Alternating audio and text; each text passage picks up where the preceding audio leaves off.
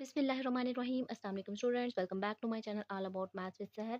आज की video class 6 के लिए है। चैप्टर 6 है रेशियो एंड प्रोपोर्शन। एक्सरसाइज जो है वो 6B है और इसका क्वेश्चन 10 है। जो बाकी फर्स्ट 1 to 9 क्वेश्चंस हैं वो मैं करवा चुकी हूँ। आप जो है वो मैं डिस्क्रिप्शन में लिंक दे दूँगी, आप जो है वो जाके पहले देख लें कि वो किस तरीके से करते हैं। तो अब हम अपना क्वेश्चन 10 स्टार्ट करते हैं। क्वेश्चन 10 में है क्या, if Shahida can iron 5 handkerchiefs in 7 minutes. अगर शाहिदा जो है वो 5 हैंकरचीफ्स 7 मिनट में आयरन करती है, how long will she take to iron 35 handkerchiefs. तो अगर उसके पास पहले जो हैंकरचीफ से पहले जो रुमाल थे वो कितने थे, 5 थे, अब इंक्रीज होकर 35 हो गया। तो अब हमने ये फाइंड करना है कि अगर 5 हैंकरचीफ्स वो 7 मिनट में आयरन करती है तो 35 जो है वो कितने टाइम में करेगी। ऑब्वियसली हमें देखने में ही पता चल रहा है कि जो 35 है वो ज़्यादा है, तो उसको टाइम भी तो ज़्यादा लगेगा आयरन करने में। तो अब हम यहाँ पे क्या करते हैं, यहाँ पे सबसे पहले हम प्रोपोर्शनैलिटी की वैल्यू बना लेते हैं। कैसे करेंगे, सबसे पहले हमारे पास दो चीज़ें हैं तो हम दो चीज़ें ही लिखेंगे।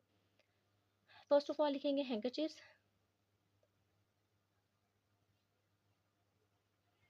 Than ratio. अब दोनों के दरमियान है दो जो हमारे पास ऑब्जेक्ट्स हैं ना, हम उनको लिखेंगे। एंड टाइम, टाइम जो है वो आप उसको ब्रैकेट में लिखेंगे मिनट्स। ओके, क्योंकि हम मिनट यूज़ कर रहे हैं तो मिनट ही यहाँ पे लिखेंगे हम। अच्छा जी, सबसे पहले अगर देखा जाए तो हमारे पास कितने हैंकरचीफ्स थे, हमारे पास थे 5, तो हम यहाँ पे लिखेंगे 5। रेशियो कितने टाइम में हुए, 7 मिनट में हुए। अब आपने ये बात याद रखनी है कि जब हम रेशियो और प्रोपोर्शन में वैल्यू लिख रहे होते हैं तो कभी भी उनके यूनिट्स नहीं लिखते। ओके जी, फिर हैंकरचीफ इंक्रीज होके हमारे पास कितने हो गए, 35। रेशियो, अब यहाँ पे हमने फाइंड क्या करना है, टाइम। तो मैं यहाँ पे क्वेश्चन स्टार्ट करने से पहले यहाँ पे थोड़ा सा करूँगी, लेट टाइम या सेकंड टाइम भी आप लिख सकते हैं इज इक्वल एक्स। ठीक है, तो आप यहाँ पे क्या लिख देंगे, एक्स। ओके, अब आपने ये देखना है कि ये डायरेक्ट प्रोपोर्शनल है या इनडायरेक्ट प्रोपोर्शनल है। डायरेक्ट प्रोपोर्शनल की ये फॉर्म होती है कि जो चीज़ अगर इंक्रीज हो रही है एक, आप देखें ये इंक्रीज हो रही है तो दूसरी भी इंक्रीज हो जाएगी, और इसे हम क्या कहते हैं, डायरेक्ट प्रोपोर्शनल डायरेक्ट कहती है। तो अब हमारे पास ये डायरेक्ट प्रोपोर्शनल हुआ, तो अब हम यहाँ पे क्या करने लगे हैं, इसको सॉल्व आउट करने लगे हैं। अब इसको करना कैसे है, आपने सेम वैल्यू लिख रही हूँ, कोई भी मैं चेंज नहीं करी, एक ट्रिक होती है। तो आपने करना क्या है, सारी value as it is, divide का साइन, और इन प्रोपोर्शनल की फॉर्म को जो है वो इक्वालिटी की फॉर्म में कन्वर्ट कर दिया। ठीक है, अच्छा जी, अब ये हमारे पास हो गया। अब हम क्या करेंगे, क्रॉस मल्टीप्लिकेशन करते हैं। ये एक्स यहाँ पे क्या हो रहा है, डिवाइड, ये दोनों इस साइड पे आ गए। ठीक है, यानी कि क्रॉस मल्टीप्लिकेशन हो गया। 5 भी मैंने एज इट इज़ लिख दिया, इक्वल 7 भी एज इट इज़ लिख दिया। यहाँ पे जो बच्चे हैं ना वो मिस्टेक कर देते हैं, वो क्या करते हैं, जिस चीज़ को लेके जाना होता है उसे लेके नहीं जाते। मीन्स कि अगर 35 को साइड पे लेके जाना ना, तो वो 7 को इस साइड पे ले आते हैं, यानी कि मिस्टेक कर देते हैं। तो आपने क्या करना है, जो चीज़ ऊपर हमारे पास एज इट इज़ है वो आपने वैसे ही लिख देनी है। अब क्या करना है, अब 5 ये यहाँ पे डिवाइड हो रहा है, और 5 के साथ आके इसने क्या हो जाना है, मल्टीप्लाई।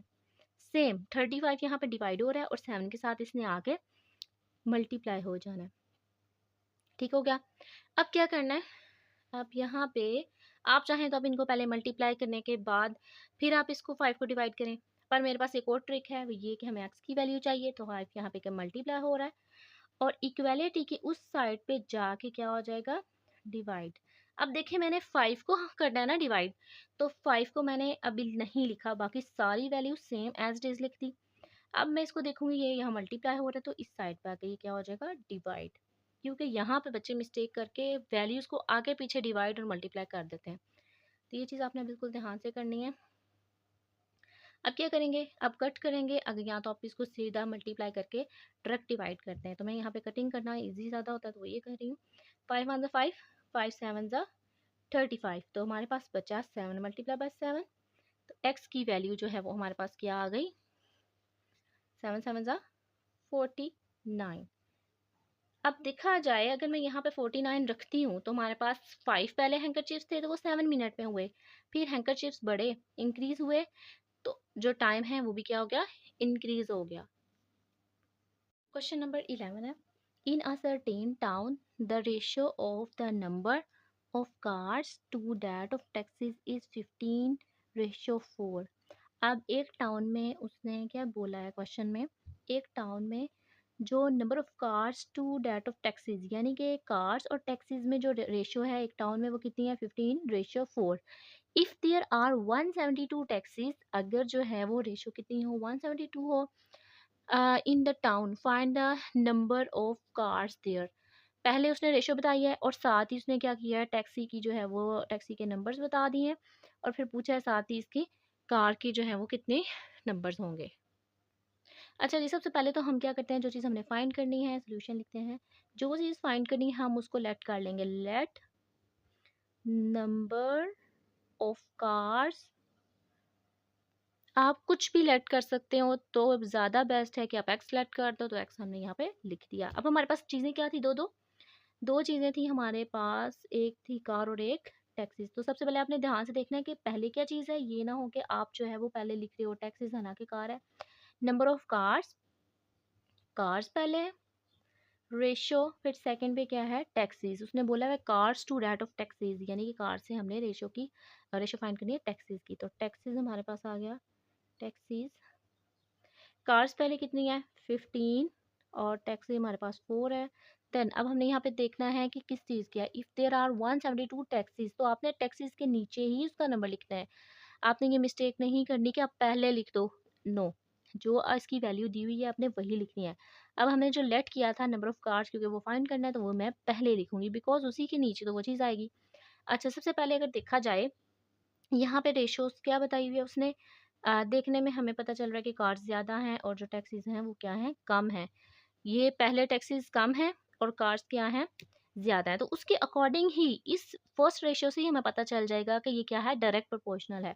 ठीक है, तो यहाँ पे ये चीज़ जो है अभी कम है, फर्दर उसी की रेशियो के अकॉर्डिंग हम इसको देखें तो ये ज़्यादा होगी, तो मीन्स कि हमारे पास क्या हो गई, डायरेक्ट वैल्यू हो गई। तो डायरेक्ट में हम क्या करते हैं, एक ट्रिक यूज़ करते हैं, 15x4172 एंड लगाया हमने डिवाइड का साइन, यानी कि इनको एज इट इज़ लिख के डिवाइड कर देते हैं और ये जो चीज़ है हमारे पास डबल रेशियो, ये चेंज हो जाती है इक्वालिटी में।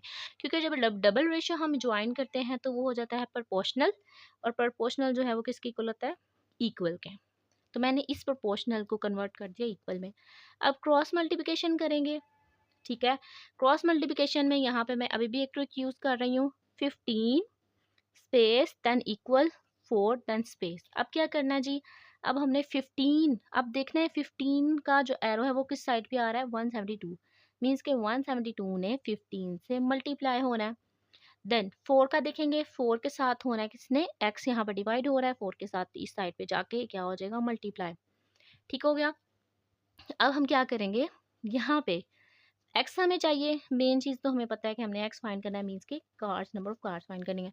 तो 4 यहाँ पे एक्स्ट्रा है जो कि मल्टीप्लाई हो रहा है, उस साइड पे इक्वालिटी के उस साइड पे जाके क्या हो जाएगा, डिवाइड हो जाएगा। तो मैं यहाँ पे इसको क्या कर रही हूँ, divide 172 divided by 4 and equality में हमारे पास 4 फिनिश हो गया और यहाँ पे एक्स की वैल्यू आ गई। ठीक हो गया। अब हम यहाँ पे इसको कट कर लेते हैं, 4 1 ज़ा 4, ये क्योंकि कट नहीं हो रहा क्योंकि ये हमारे पास क्या है, एक ओड नंबर है और एक ये इवन नंबर है, इसलिए हम इसको उस वैल्यू से कट कर रहे हैं जो 2 के टेबल में आ सकता है। जैसे कि 172 लास्ट पे 2 है तो ये 2 पे आ सकता है। सो 4 को हम इसे डायरेक्टली कट कर रहे हैं, 4 1 ज़ा 4, 4 4 ज़ा 16, 17 में से 1 निकाला तो 1 कैरी आके इस साइड पे 12 बना दिया इसे, 4 3 ज़ा 12, हमारे पास क्या वैल्यू बची, 15 is equal 43, sorry 15 multiply 43 is equal x. अब इनको बस हम सिंपली क्या करेंगे, मल्टीप्लाई कर लेते हैं। तो हम मल्टीप्लाई करेंगे, 3 5 ज़ा 15, 3 1 ज़ा 3 और 3 1 ज़ा 3 और 1 ऐड किया तो 4, 4 5 ज़ा 20, 0 इधर एंड 2 इधर, 4 1 ज़ा 4 5 6 6, तो हमारे पास क्या आ गया, 645, 645। और अगर हम इसको थोड़ा सा सीधा करें, क्योंकि इक्वालिटी की बात है इस वजह से मैं एक्स को पहले लिख रही हूँ और 644 45 को बाद में। अब देखा जाए अगर मैं यहाँ पे 645 रखती हूँ तो इससे से हमें बिल्कुल साफ पता चल रहा है कि नंबर ऑफ़ कार्स जो हैं वो ज़्यादा हैं और नंबर ऑफ़ टैक्सीज कम है। तो इससे यही पता चल रहा है कि ये हमारा डायरेक्ट प्रोपोर्शनल था।